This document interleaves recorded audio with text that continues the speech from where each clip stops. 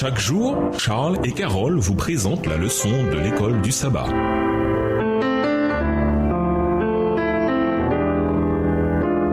Bienvenue dans votre émission. Dieu nous parle. Nous voilà à la leçon de jeudi, votre sagesse et votre intelligence. Nous l'avons vu, le texte de Deutéronome 4, les versets 1 à 9 évoque de façon très claire non seulement le statut particulier du peuple d'Israël, mais aussi sa vocation missionnaire. Ces versets indiquent qu'il devait obéir au Seigneur, le suivre et accomplir ce qu'il lui ordonnait de faire. Relisons Deutéronome 4, verset 6. Selon le Seigneur, que constituait leur sagesse et leur intelligence aux yeux des autres nations? Deutéronome 4, verset 6. Vous les observerez et vous les mettrez en pratique, car ce sera là votre sagesse et votre intelligence aux yeux des peuples qui entendront parler de toutes ces lois et diront « Cette grande nation est un peuple absolument sage et intelligent. » À première vue, on pourrait croire que les prescriptions et les règles étaient elles-mêmes caractérisées par la sagesse et l'intelligence. Mais ce n'est pas ce que dit le texte. Certes, l'Éternel avait donné au peuple des prescriptions et des règles, mais la sagesse et l'intelligence des enfants d'Israël provenaient du fait qu'ils les respectaient et les mettaient en pratique. Leur obéissance. Voilà ce qui constituait leur sagesse et leur intelligence. Israël aurait pu avoir le meilleur système de lois, de règles et de prescriptions du monde. C'était bien le cas. Mais à quoi bon tout cela si le peuple ne les respectait pas? La sagesse et l'intelligence du peuple provenaient de leur mise en pratique. La sagesse et l'intelligence du peuple provenaient de leur mise en pratique des lois de Dieu au quotidien. Les enfants d'Israël devaient vivre les vérités que le Seigneur leur avait données et ils ne pouvaient le faire qu'en les acceptant et en les mettant en œuvre. La lumière et la vérité ne pouvaient leur servir en quoi que ce soit, ni d'ailleurs aux païens qui les entouraient, si les enfants d'Israël ne vivaient pas cette vérité. Aussi étaient-ils constamment appelés à obéir, car c'était leur obéissance aux lois et aux prescriptions, et non les lois et les prescriptions elles-mêmes qui importaient pour rendre un témoignage au monde. Par sa soumission au commandement de Dieu, Israël devait connaître une prospérité qui émerveillerait les autres nations.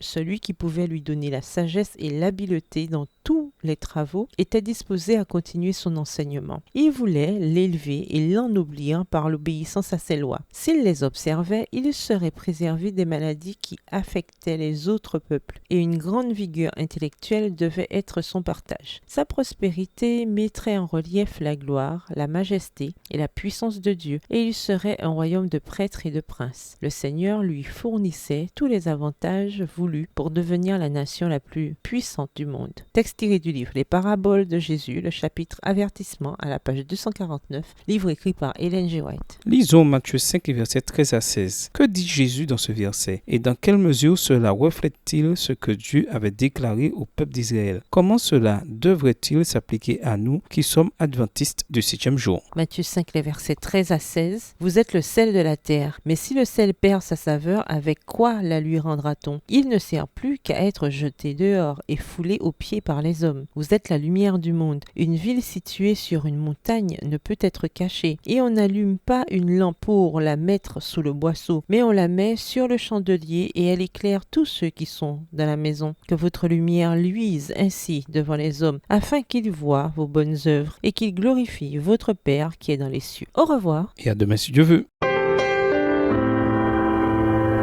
Dieu nous parle. Chaque jour, Charles et Carole vous présentent la leçon de l'école du sabbat.